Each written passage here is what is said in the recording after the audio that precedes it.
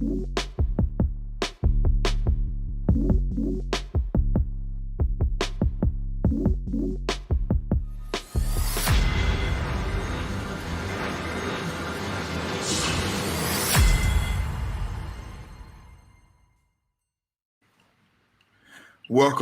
everybody. Welcome to episode 9.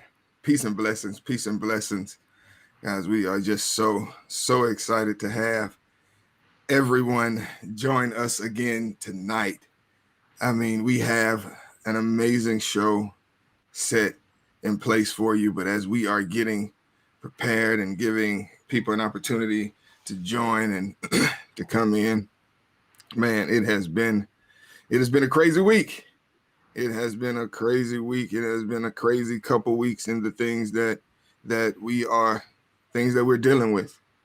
And with one of the biggest things about our show is that it's called Let's Talk About It. And the crazy part is that you don't have to have the answers to have a discussion. You don't have to have the direction that we're going to go in to have a conversation. And for us during this time, it's critical. It's important that we're able to have just a conversation. Like always, I'm so excited to always have my co-host here with me, man, to take this journey along with me. And man, me and my brother, as we dissect so many of these issues, we have so many conversations. I just want to, just thank him and also thank his wife and his kids, man, for allowing me and the show to just steal him away, from their time. And it's just such a beautiful thing when we get done filming and they ask, is he done yet? Like they ready to talk to him and hug on him and love on him. And that's just a beautiful thing. Ian, how you doing, man? I'm doing well, man. Wes, man. Great to be with you tonight, man. I'm excited to talk about some things tonight, man. Man, listen, we definitely got some stuff to talk about, Ian. Like always, we got a guest tonight, man. We got a special guest tonight, Ian. I got my brother, man. You guys have seen him before.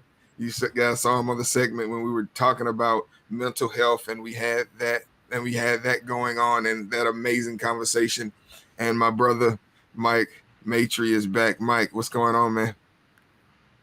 Man, I'm here. I'm blessed, man. Just excited to be here. That's it, man. Guys, I can hear the heaviness in both of your voices. I can hear it because I know you. We've had conversations. We've connected spiritually. Yeah. And I can hear that heaviness, and that same heaviness, man. I told Derek, and we keep it real on this show. We keep it transparent, man. I told Derek today, I was talking to him, before we got on the show to start production. I said, bro, I've cried 3 times today. Wow. Yeah. 3 times today, man. Yeah.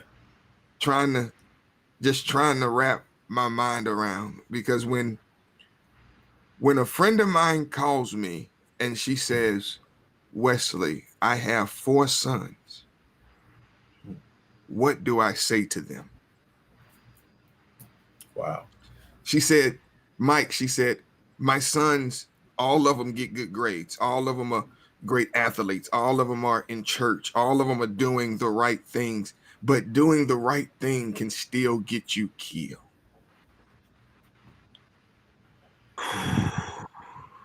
Brother, I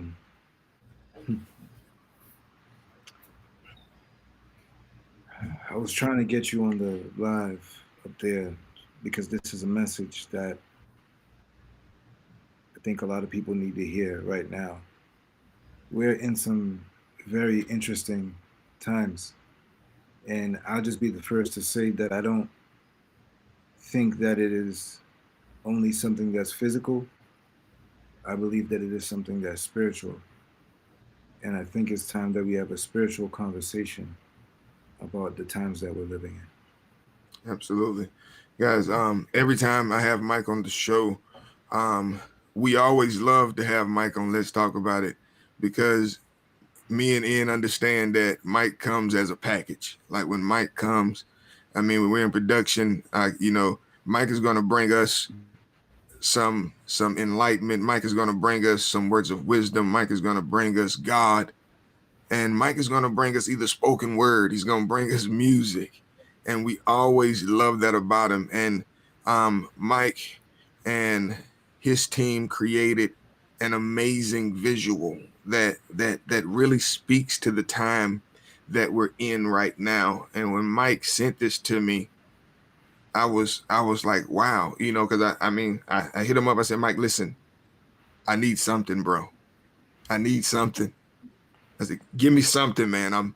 I'm hurting right now. I'm trying to wrap my mind around what's the issue with who we are. What's and in speaking with somebody else earlier today, they say, Wesley, not only do we need to deal with the racism, but we first have to deal with the hatred. Yeah. And the only thing that can deal with the hatred is love. So as we gather ourselves, I want you guys to enjoy this visual art, this video, this moment from my brother, Michael Maitre.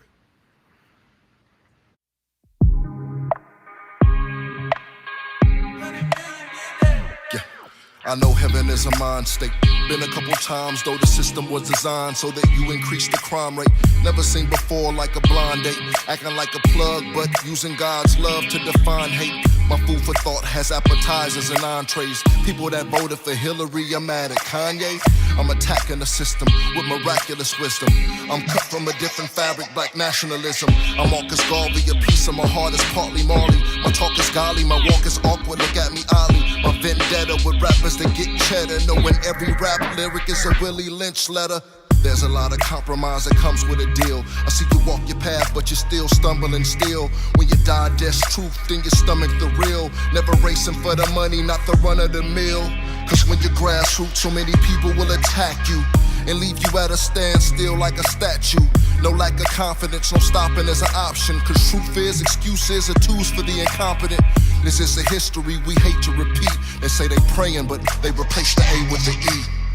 I'm always strong, a piece of my heart is partly Marley. My talk is golly, my walk is I'm an orator scholar, beloved of the Father. Medals on my collar from the monsters I've conquered. Obstacle stomper, trained to push harder and radiate love like the aroma of Nag Champa. Blacker than the mamba in the forest of Rwanda. Unapologetic, my rhetoric so conscious. My bloodline doesn't associate with nonsense. I'm a descendant of the real life Wakandans. Forever like Madiba, Miriam Makeba, Dr. J. Craig Hodges, Venus and Serena.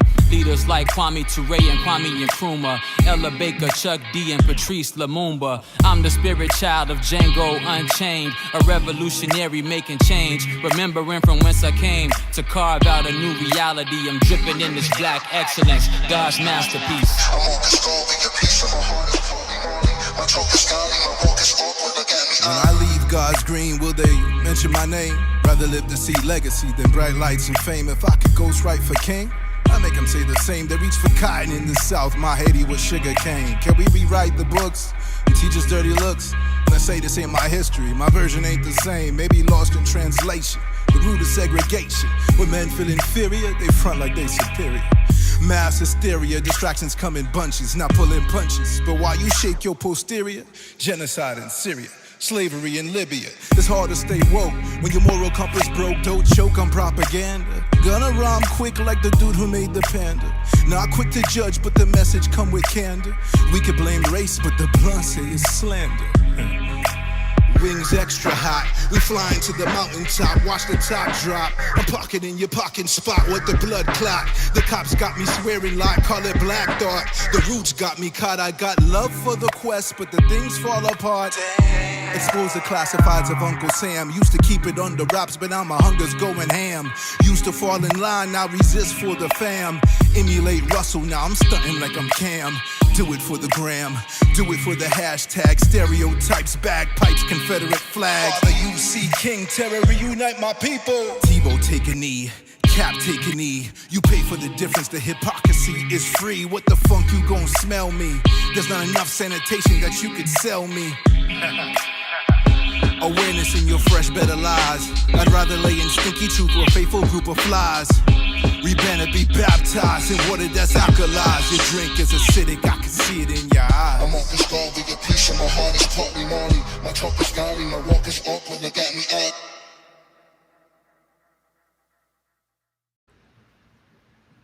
Remember. Wow. Yeah.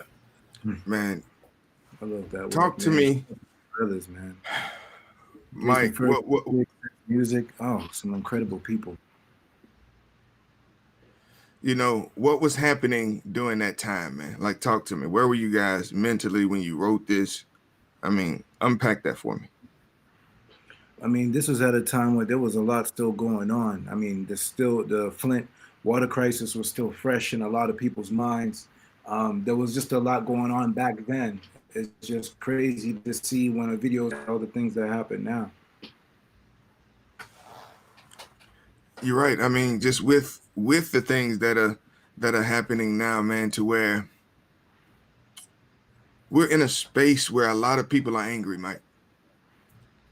It was very difficult for me this week, even in conversations with Ian, just us as pastors, right? Just trying to really wrap our minds around just a level of hatred, right? Just a level of just disregard for human, and just to allow that to take place. And, I just, prayers go up to the Floyd family, to George Floyd's family, to be able to have to just stomach that, when we're guilty for jogging, when we're guilty for being in our own home, when we're guilty for being at a store, when we're automatically deemed guilty. Yep. How do we deal with that? I mean, Ian, you spoke about it during your Bible study on Wednesday. You had a live segment, from Lightwork Church. What were you saying to your people? I was trying to speak to my people from the aspect of understanding that being angry is okay, being frustrated, being confused. I think that we're in a place where we just don't understand what to do. There's a level of hopelessness, and I was telling people and encouraging people to navigate through those feelings. Don't feel like you have to suppress those feelings, but at the same time, make wise decisions when you are dealing with those feelings. Because if we're able to be targeted and murdered for literally doing nothing, then they'll definitely take every opportunity that they can. And when I say they, let me be clear, because I do not want to make every white person the enemy, but there is a power structure and there's a system involved that we deal with, and they need little to no trigger to come after us. So I was just encouraging my people to navigate through those feelings, be angry, be upset, but not to do anything that would cause them to be the next victim, honestly. And you're absolutely right, man. And then so within that space, because you're asking us to make like a mental shift, right? To be able to transition our thinking. And I know, Mike, one of the main reasons, man, that I wanted you on is because you give advice and you give sound understanding to making that mental shift. When it comes to a person that I know that, I mean, I call you, man, like really just that Gandhi of our generation, man, being able to really, tune in and go into a different spiritual place when things happen and be able to hear God in a different way. And I could have easily called you and said, Mike, hey, talk to me. But instead of doing that, I said, Mike, come talk to us for a minute. and help us out. So could you do that for me, my brother? You know, there's a spiritual text by a brother. He's my spiritual teacher. His name is Akbar. That's my spiritual teacher, and he, in the Secrets to Divine Manifestation, he says a few key things that I think are pertinent to this time right now. He says, in the midst of chaos, show me a place within to contemplate your beauty. In the midst of chaos, show me a place within to contemplate your beauty. And all it truly means is that when everything on the external is upside down, when we're seeing images that are causing us trauma within itself, these people sharing this image over and over, these videos, please stop it. It's not good for your psyche. You're not meant to see that over and over again. So please stop sharing the video. We get the point. We need to do something else with our activism. It's not good for your psyche. It's not good for your awareness.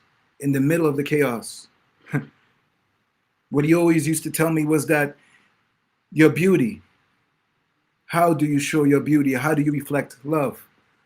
Because even those that walk in Christ know that when he was oppressed, when he was beaten, when he could barely breathe and they beat him so poorly that you could see his heart beating, he decided to go higher. He decided to show a generation upon generation his beauty. And no matter what sect you're from, whether it's Allah or Buddhism, or you believe in the West of the spiritual guru, there's always a higher self. And it's time that we tap into that higher self. This is spiritual warfare. This is not just racism within itself. This is something that's far, far more evil. This is ego. This is the devil. This is whatever boogeyman you want to call it, but now is the time that we fight with love. Now is the time that we rise within a place within ourselves. It's not a time for more hate. That's the direction that they're trying to trap you in. They're showing you the images to get you upset, but now is the time for love. Man, Wow. it's to go to that place, to be able to, because the only thing that I could do this morning really to just stop from being angry, I had to get in God's presence. I had to get in his presence. Like, I had to create an atmosphere, man, in my garage, because, you know, as I was working out this morning, it initially started really just from a workout of anger. I had like some trap rap music going. I mean, because I'm angry and I wanted to fuel that energy.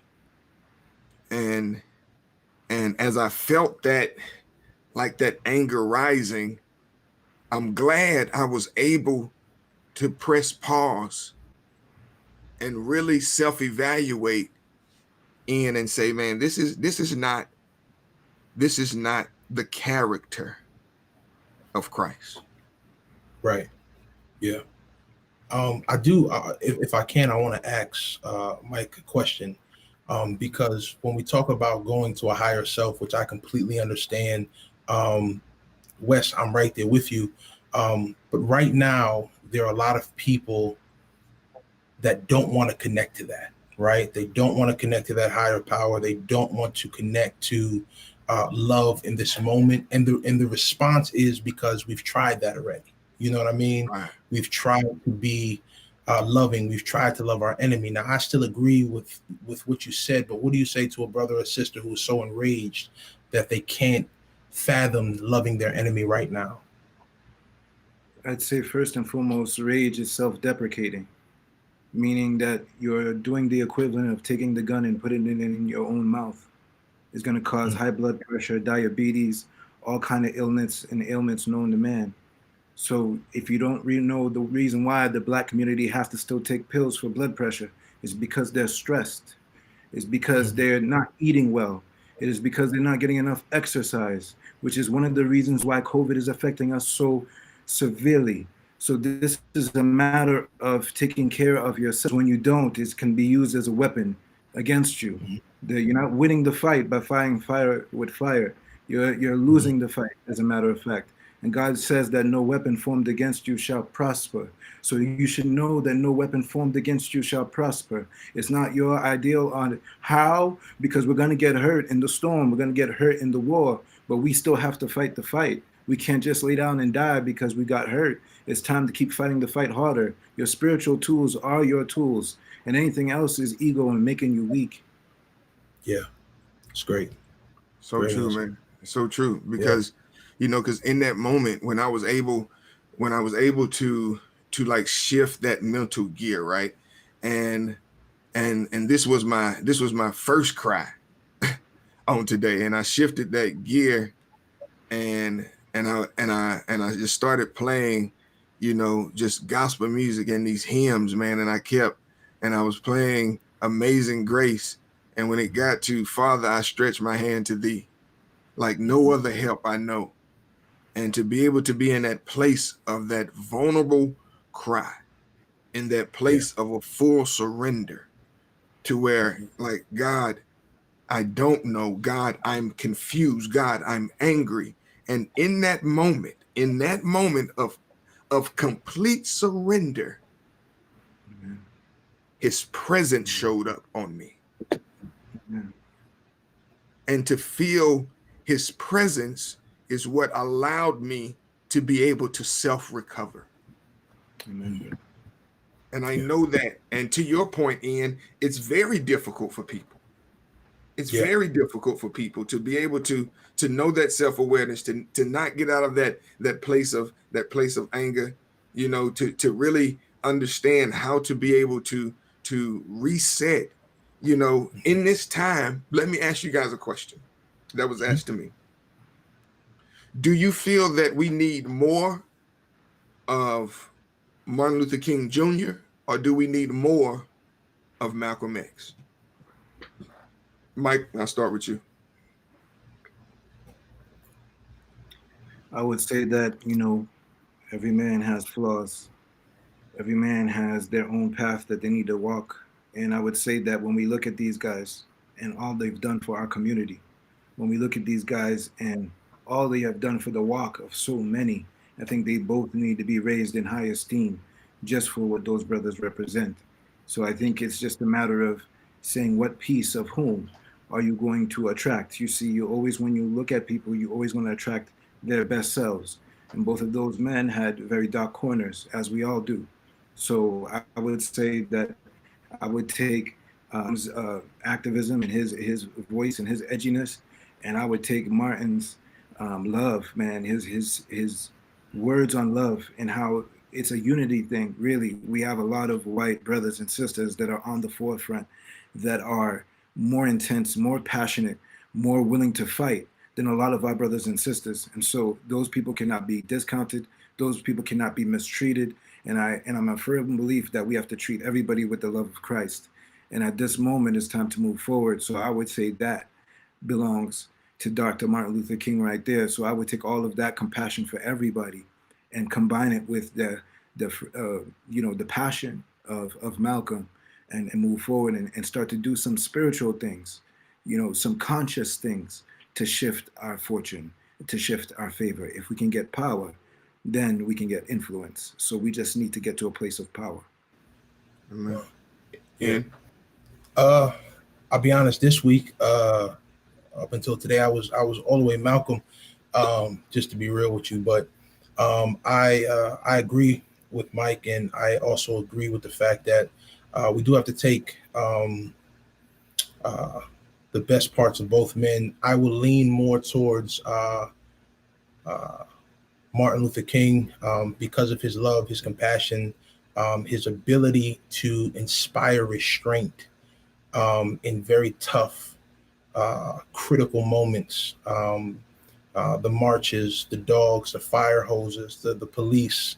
Um, the people walked with him in a manner where they trusted that even if they went down that day and that was their last day, that they did something right for not only the culture, but they were doing it right in the eyes of God. And I think that is a very difficult mindset to keep right now, but it is something that we need to pull from his time with us on this earth. I love Malcolm. I love what he stood for. And I think that people also have to understand that that famous picture where he's standing at the window with a gun it does not encapsulate who he was in his entirety.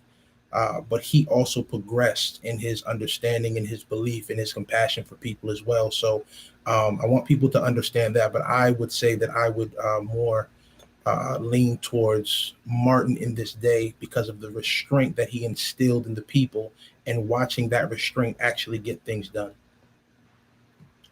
Absolutely, guys. I mean, just well said. When we look at the dynamics and the characters of these individuals, here you have two men who provided impact and influence.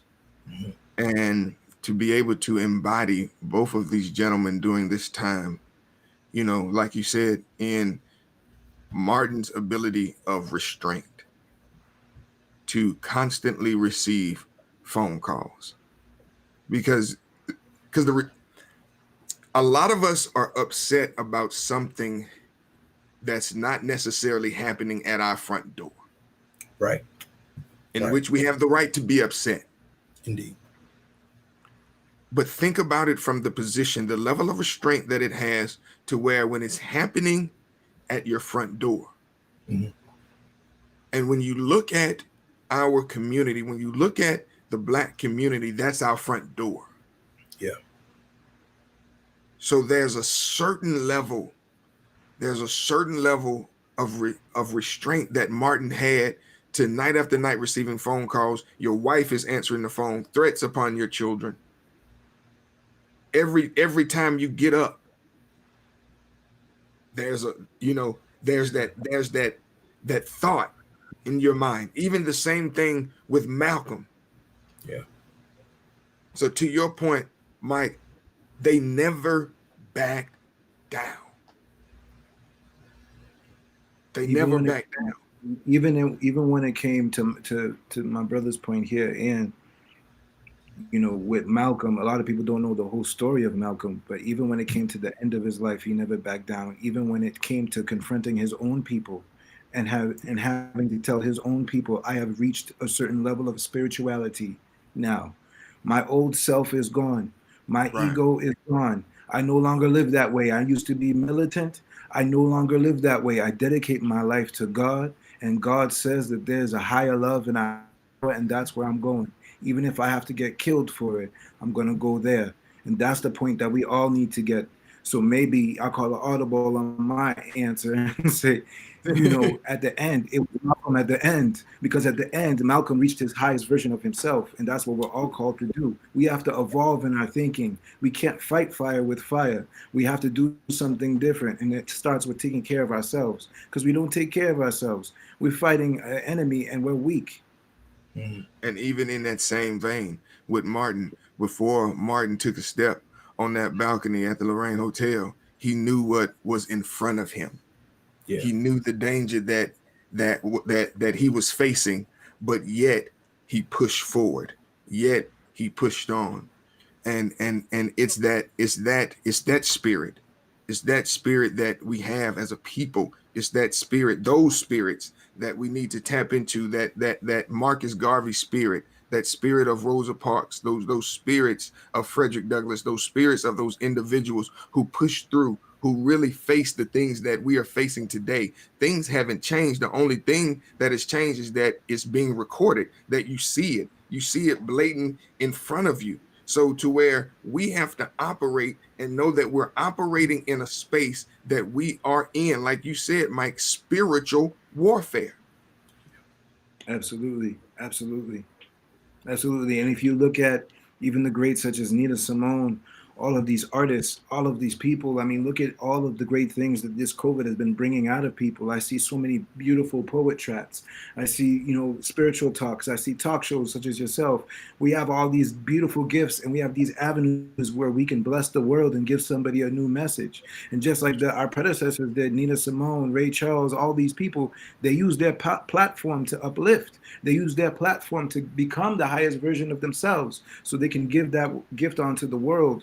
And that's what we need to really be focusing on, is how do we get to our best self? Because we're not going to win this battle without influence. And the way to influence is power.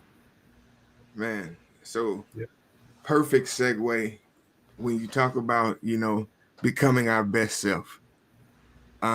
This episode was and still is dedicated to all the graduates of 2020.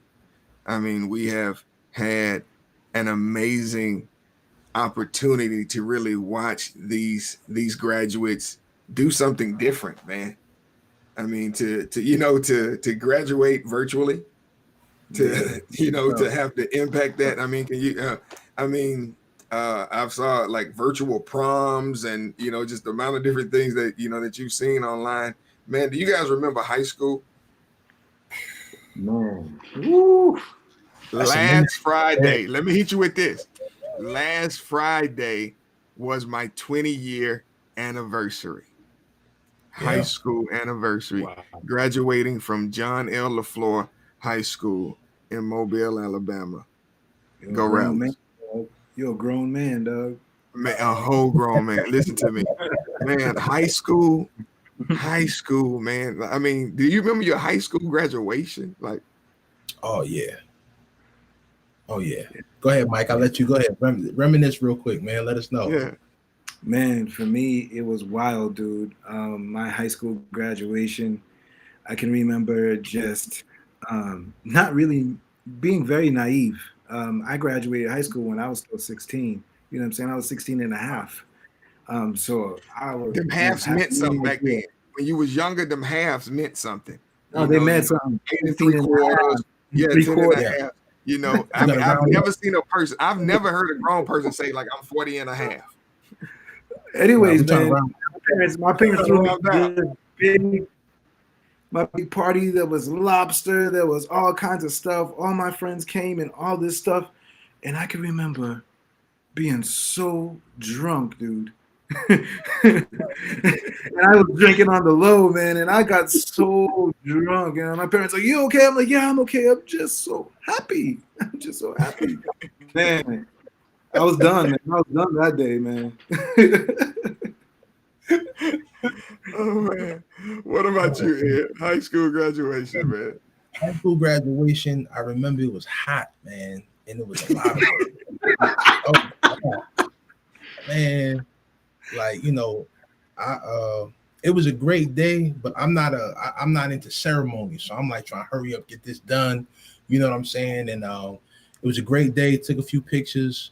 It was a lot of us too, man. So same with us, big class. It was a lot. I was like, "Oh, man." But I mean, it was a great time, man. But you Taylor, like, you at the I'm end. At the end. I'm at the end. So, can you imagine sitting in that heat? We was on a big field, just sitting in that heat. You graduated outside. Outside of high school. Yeah. What's the name of your high school? What's your name of high school? Mount Vernon High School. Mount Vernon High School. Yeah. Mount Vernon.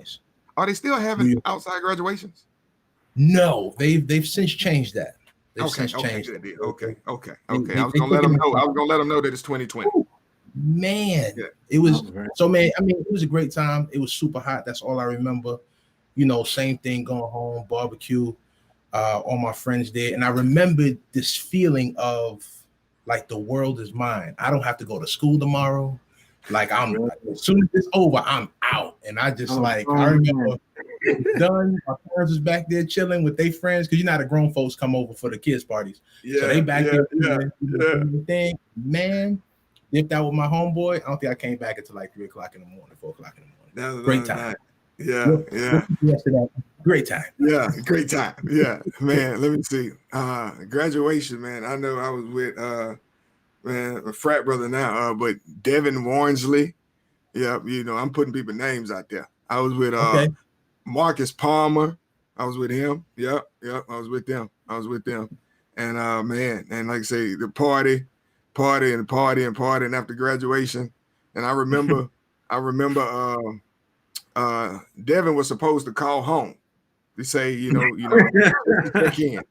And I remember Devin's mama calling my mama because she was calling my phone, and then I didn't answer my phone, and then she called my mama. So my mama and we were all at the house. So my mama came, and she, by this time we had really had a great time. We had a great time. Great time in the Lord. So at this stage, I remember my mama waking everybody up, and my mama saying, "Devin, your mama has been calling you." Devin gets the phone. You hear Devin's mama say, "Where are you? What are you doing?" Devin says, "I'm getting my priorities straight," and hang up. About 5 minutes later, Devin mama pull up around the corner and say, "Let me help you with your priorities. Oh my God. And man, like, cause he said that and went back. He didn't even realize who he was talking to. I'm getting my priorities straight and just hung up. Man, so yeah, high school, man, high school. And you're right, and just feeling like this is it. Like we're on top of the world, right? All right, so now college, man. You know what? I was pretty straight in college, man. I had joined a Christian community, and let's just say this Christian community was extremely strict. Out of respect for them, I won't say their name, but they had me walking in line, man. I thought that I was going to hell. Every little thing I did, I thought I was going to hell. I thought my parents were going to hell. I was scared to do anything in college, man. I was leading Bible discussions. I was like doing Sermon on the Mount in college, man. I was great. all the way in of college. I went from drunken to devotion. I was walking in the Lord by then. Really got it, man. What about you, Ian? College, man? Oh man, college. I went to a Christian college. It didn't quite work out for me like that, though. I rebelled pretty much the time I was there. I met the Lord sometime after graduation. I say that, man. Wow. But, man, it was college was a great time. It was a challenge. I had some ups and downs there that I had to overcome. So when I did finally graduate, it was a different feeling of accomplishment because I had known so many brothers and sisters that had come and gone, and some were going to come back, never did. So for me to kind of press through when a lot of people didn't think I was going to walk that stage, including myself at times, to walk that stage and to give my father my degree, because that's what he wanted, was probably, I'd say it's definitely top 5. Obviously my wife and my kids, and salvation, trump the degree, but you know what I mean? So it was an amazing, it was an accomplishment that made me feel full at that time. Absolutely, man. I remember college, man. And and one of the lines in the Alpha hymn is, college days swiftly pass and all soon fade away, right? And it's just one of those, like, in those moments it seemed like it's gonna take forever. Then when you look back at it, you was like, whew, like it was a breeze, man. And I mean, and just having the opportunity because Ian, at this point, like I'm preaching in high school, and I'm preaching in college. So I remember like preaching and pledging at the same time. Well, not pledging, joining the one of the greatest fraternities, the greatest fraternity in the world, Alpha Phi Alpha fraternity. So I'm preaching and pledging. So I got my frat brothers. We doing our thing on Friday and Saturday, and then everybody got to get to sleep. That they got to get up with me to go to church on Sunday, so I can preach on Sunday. And just being able to really kind of have them accompany me, in that journey, man, was really something, because I always wondered, going into it, how would that be? How can I carry my faith into college? And it was just truly a blessing to, how my brothers, I mean, they were like, man, hey, I know we got to lead a party, man, because, Wesley everybody got to go to church in the morning, and then, so just to see them get along with that. So guys, in season 2, you will have an opportunity to encounter John Paul Jones, Patrick Harris Andrews, Markel Demond Williams, Nicholas Tyrone Wilson. I'm putting your full government names out there so you know it's official, so I can sit down with these boys and we just gonna really kind of give you guys some old college stories and some moments that happened and how we had step practice at Mac job. He worked at Pizza Hut at the time, and we got Mac fired. He was a district manager. We're gonna tell you that story. College stories. You got some stuff coming for you.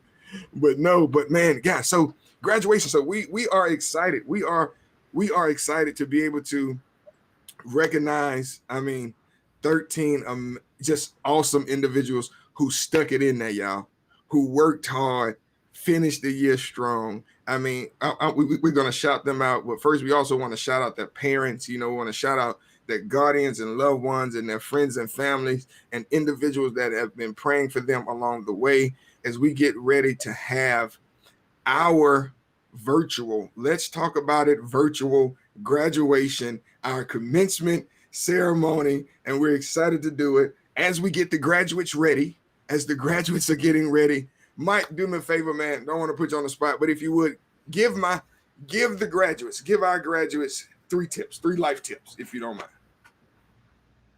Well, I think, first of all, I'd say the first thing starts with your awareness. Like, please, graduates, like, I know you want to lose your mind right now, and it's an exciting time, and I get it. I remember that time so well. But if I can give you anything, it is right now in this moment, you need your awareness. Just watch what you feed your mind. Watch what you put in front of your mind. Watch what you allow to come into your space. Be very mindful of your space. Protect your mind. The second thing is gratitude. Gratitude heals. You're gonna go through breakups. You might not stay with your high school sweetheart. Like, there's a lot of things that's gonna be shifting in your life right now. But please, gratitude heals. If you could be grateful for the people around you, what you love, what you have, who you are, that gratitude is healing. And finally, realization. You have to come to a realization every day about who you are and who you want to be in this life, how you want to step, and you got to be consistent in that step. So it's okay that you got your mind right, and it's okay that you are grateful for everything that you have in front of you. But the last step is to make sure that you're consistent in your walk. Make sure you walk every day in step, lockstep, to go to your higher self. And I promise you, you will be the richest, flyest, happiest person on earth, and you'll be able to fully live your life. Man, that's awesome, man. Thank you so much, Mike, for that. So guys, as we get ready for graduation, Ian, are you ready? I'm ready. Let's do it. Let's do it, guys. So let's kick off graduation.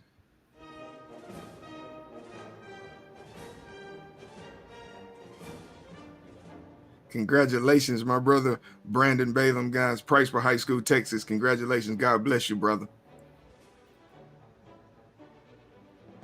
Congratulations to Dante Johnson of Southside High School. God bless you. Congratulations to Jocelyn Young of North Springs High School. Congratulations and God bless you. Congratulations to Keon Wheat Jr. of North Springs High. Congratulations and God bless you, young man. Congratulations, L'Oreal May of Murphy High School in Alabama. God bless you. Congratulations to Nasir Jordan of Hewitt Trustville High School. Congratulations and God bless you. Congratulations to Nyla Denard and Giselle Gordon of Minshaw Elementary School. Congratulations and God bless y'all. Congratulations to Imani Vera of Boyd High School of Texas. Congratulations and may God bless you.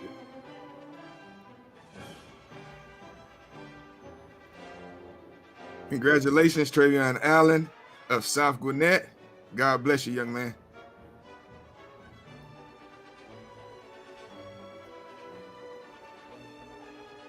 Congratulations to Trayvon Lucky of Morehouse. Congratulations and God bless, young man. Congratulations to Tristan Young from Coweta High School. God bless you, man. Congratulations to Tyra Hawkins of Berkner High School of Texas. Congratulations, young lady.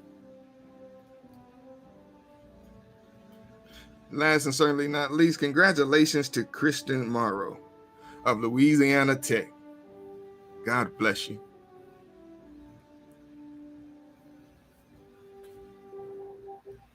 Man, we just want to say congratulations, to each and every one of those amazing graduates. Thank you, everyone, for sending in your photos. We really appreciate that. We just wanted to recognize and honor your hard work.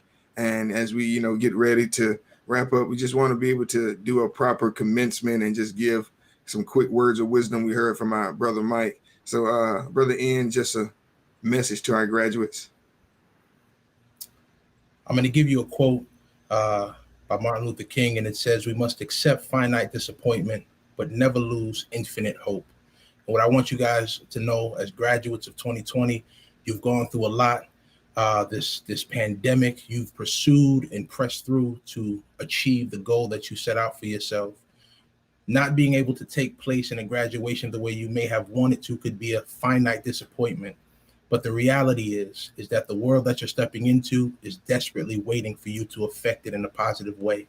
You have infinite possibility, so never lose that infinite hope. I love you guys, and I wish the best for each and every one of you. God bless you. Awesome. Guys, just a quick word from myself. Listen, you have accomplished great things. And in thinking about this message, I was reminded of Joseph. Joseph was given dreams. And when he was young, and Joseph communicated those dreams to his brothers, and his brothers grew to really despise Joseph. And because of his dream, it ended up getting Joseph put in the pit. And from the pit to slavery. And then he gets to the palace. Now he's in the palace. Now the king's wife, she lies on him now. He's in prison. But one thing that Joseph didn't do is that he didn't let go of his dream. So I want to say to every graduate, hold on to your dream.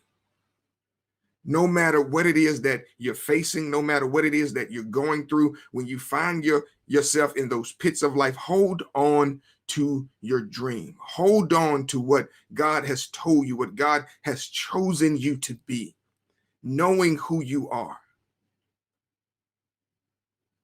I often share this story, but it's also fitting for graduates because there was a conversation in the clouds, a conversation between two raindrops. One raindrop looked at the other raindrop and said, when it's time for you to fall, where do you want to land? The raindrop said, I want to land on the mountaintop.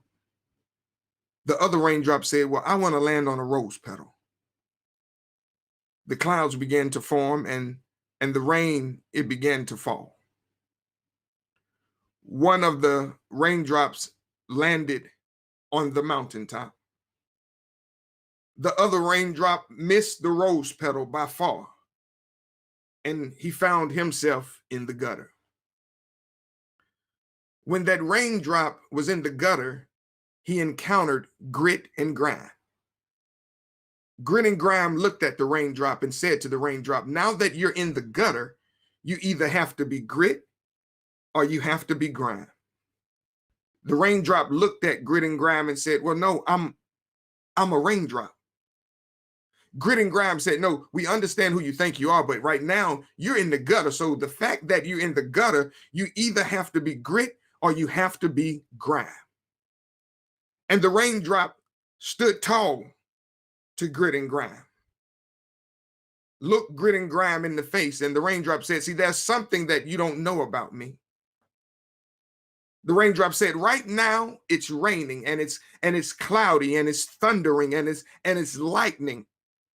He said, but soon the clouds are going to roll away, and soon the thunder is going to stop, and soon the lightning will stop flashing, and soon the sun will come out, and I'm going to go through a process called evaporation, where I get another opportunity to go back to my starting point and another chance to hit my rose petal. Graduates, it's not just important for you to remember who you are. It's important for you to remember who you are wherever you are. You have to remember that you are a child of the King, that you are chosen, that you have favor, that God has his hand on your life, that God is going to protect your life, that no matter what you're facing, no matter what you're going through, just keep your hand in God's unchanging hand. When times get hard, just lean not on your own understanding, just trust in the word of God and allow God to lead and direct your paths. I'm telling you, there are going to be tough times. There are going to be rainy days. There are going to be upset moments. There are going to be times where you feel like the world is against you. But that is the perfect time where you lean in on God, where you trust God like never before. So we celebrate you. We love you. Everything that you've done, this milestone, there's so much more ahead of you. And my message to you is to hold on to your dream and walk with God. Guys, as we get ready to really culminate this whole thing, man, I just want to make sure that as young people, that you understand that God is calling you during this season. This is that time, this is that moment where you can make your mark like never before,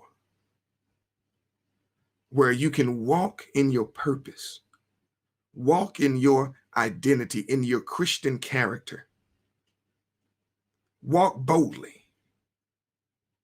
You can still have all the shine, you can still have all the drip, but have spiritual drip, dripping with substance and purpose and integrity. So thank you to my brother Mike, man. Listen, Mike, man, I'm just trying to reset it, man. I need to just pull it over to y'all, man. Ian, brother, thank you, man. Always, man. Thank you, man. Thank you, man. I mean, I love y'all brothers, man. Doing this time as men, I mean, we need to love on each other more. We need to uplift each other more. We need to support each other more. When we walk out of our homes, we need to walk out with purpose. Walk out knowing that who we are, that we are God's chosen, that we are beautifully and wonderfully made. That is, it's not our fault. It's not nothing that we've done wrong. But during this time, if we just love,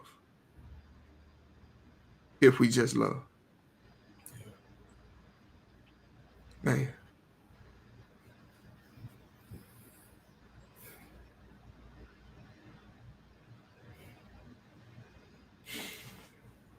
It's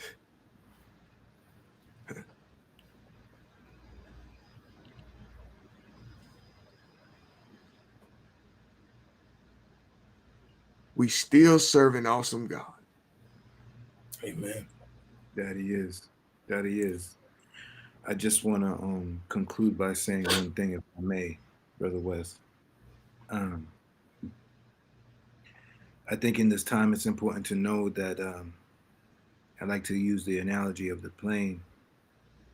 But right now our emotions are very heavy, and the emotions represent the clouds. The plane represents our awareness. The sky represents the universe. So we really need to get to a place where we understand that although the emotions are here, and although they're going to cause some turbulence, it is important for us to know that we are to go through these clouds, because it is only through these clouds that we may find love on the other side. And so if we can get through the clouds and knowing that they're just clouds, that the turbulence will pass and we'll land on the other side of love, then we can know that the plane will land. Your plane must land regardless of how you feel. And right now, allow yourself to feel. But as soon as you're done feeling, know that there still will be light after this. God still reigns supreme. And we're supposed to keep our awareness on him. In Jesus' mighty name. Thank you, my brother. Wes, can I just uplift you brothers for a hot second before we close out? Absolutely. Man. What do you think? First, I want to say, man, thank you again for just your new friendship, man. I know we just met each other, man, and we've been building, man, but it's been genuine. I see the genius in you. I see the God in you. And I love what you're doing, man. So I just want you to know that it's never overlooked, and it's not unseen. And that what you're doing and how you're walking is probably putting a lot of people, it's taking people to a different place. You're showing people that they can do something and that they don't have to be restricted by whatever is going on in this world. So I just want to tell you, man, that I love what you're doing. I'm glad to be connected. I appreciate you bringing me in to be a part of this. Brother Michael, man, I'm just meeting you, man, but your wisdom, your compassion, your love, your faith, man, it speaks volumes, brother. And I'm glad that there's a brother out there like you in your area, speaking to people, holding on to the truth, allowing people to see that Black men of faith in God can still hold on in the most turbulent of times. So although this is my first time meeting you, my brother, I wish you Godspeed, God's divine protection, and that wherever you're going, that he gets you there and that you get all that he has for you, man, because you're awesome. And one more brother that is unseen, Brother Derek. Brother Derek, an amazing man, talented, in multi facets, you know, and just a great soul, man. And just meeting you guys, being able to be connected to brothers that look like myself, that are not competitive, but we're building a community. It speaks volumes. And I think that if we continue in this direction, that we can be an example to this generation that's coming up, to work together and not against each other. So I just want to say thank you again. Amen. Thank you, man. Thank you, man.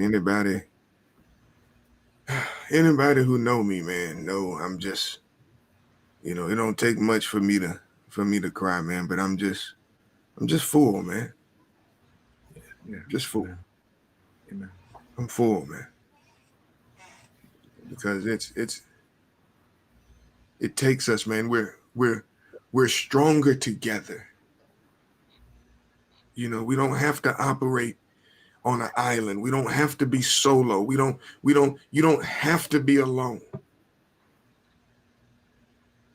And like you said, and we want to create a community where we can be real with one another, when we can say, where you can safely say, I'm hurting, or I'm struggling with this and I'm dealing with this, and you don't have to be judged for it, but you have somebody who will take you by the hand and who will say, come with me, walk with me, go with me, grow with me.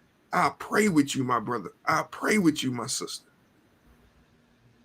And we can get through this together. This is what we need. It's time for us to love on one another, y'all.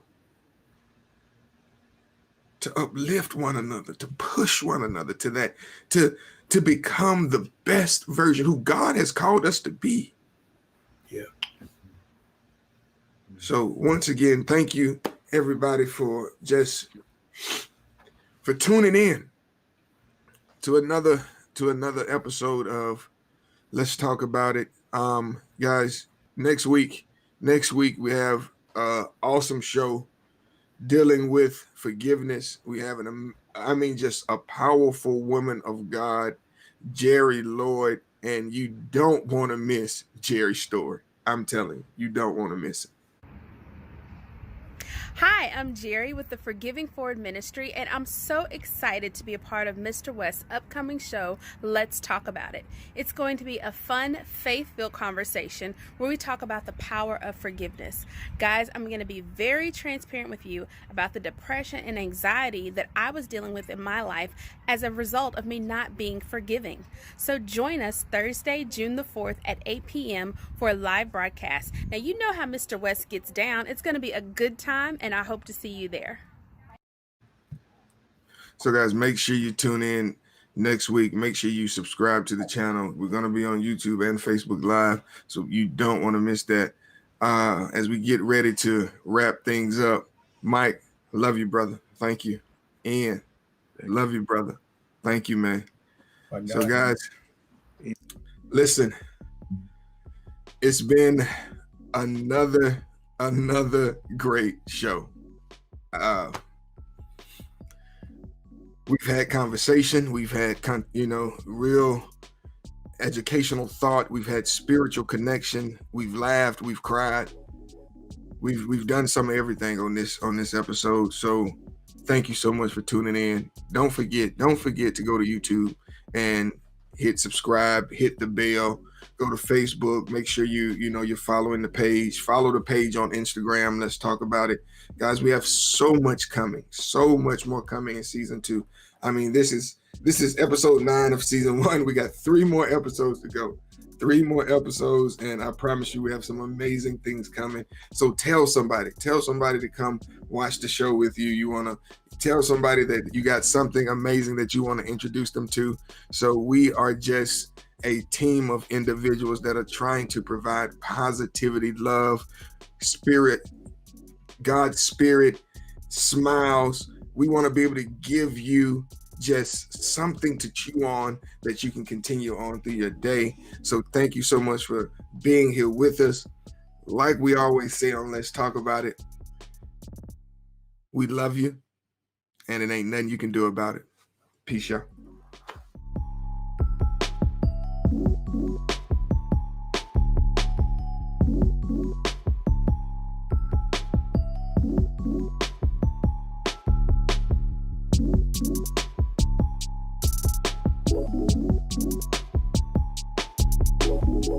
Thank you.